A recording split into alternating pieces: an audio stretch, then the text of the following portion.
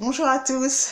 Alors, aujourd'hui, J41, apprendre à recevoir. J'ai reçu hier de la part de Peggy et Jeff.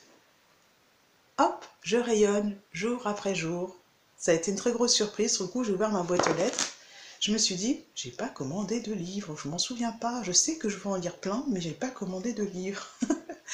J'étais trop contente. Je les remercie énormément. Ça me fait super plaisir et ça tombe à J41, apprendre à recevoir. J'ai noté beaucoup de choses. J'ai pris 3 couleurs différentes pour répondre aux questions. La première, quelle est première émotion qui me vient quand quelqu'un n'est pas capable de recevoir ce que je lui offre. Deuxième chose, qu'est-ce que je fais au bout de 30 secondes, on va dire, une fois que l'émotion, en fait, j'essaye de lutter contre, parce que c'est ça, en fait, qui se passe, j'avoue. Et troisième, quelle intention je cherche, qu'est-ce que la personne, en fait, ne sait pas faire, elle ne sait pas recevoir, elle craint quelque chose, etc. Et ce que je peux comprendre tout à fait, puisque je suis pareil par moment. En fait, il y a deux attitudes. Il y a l'attitude de je reçois parce que j'estime que j'ai mérité le cadeau, et l'attitude de mais j'ai rien fait pour mériter ça. Alors que, eh bien, tout simplement, l'univers nous envoie des cadeaux par l'intermédiaire d'une personne, certes, mais c'est un cadeau. Voilà. Et du coup, même avant d'avoir regardé la vidéo J18 du défi Confiance en soi de Peggy et Jeff, j'ai travaillé sur la notion de bien et de mal. Naturellement, j'y suis venue parce qu'en fait, je suis sortie ce matin pour déplacer ma voiture et je me suis rendu compte que j'étais pas en mode, j'étais en mode contrôle.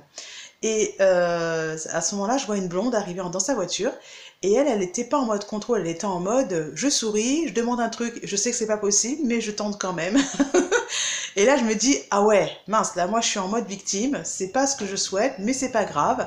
Ce qui m'a permis en fait d'avancer sur le coaching. Et là, quand on voit le déroulé de sa vie et qu'on le regarde sous cet angle de j'ai reçu plein de cadeaux, j'ai été gâtée par la vie, on est moins en mode victime et tout d'un coup, tout devient un peu plus léger. La notion de bien et de mal, en fait, elle n'existe pas. Faut pas s'en vouloir ou parce qu'on a tendance à culpabiliser, enfin en tout cas moi, quand on n'est pas forcément quand on se met à se plaindre ou à râler ou à faire un peu la victime, ben voilà, c'est comme ça et puis c'est tout.